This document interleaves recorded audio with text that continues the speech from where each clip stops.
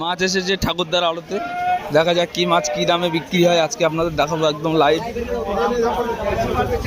চকচকে ট্যাংরা, ভাঙন ট্যাংরা, ভাঙন, পার্শে, চিংড়ি, সারপিয়া, কি নেবেন? অসন্তুষ্ট হয়েছে আমি বলবো না,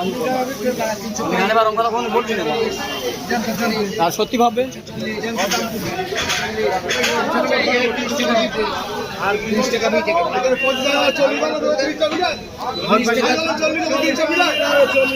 দাম ওখানে চালো না।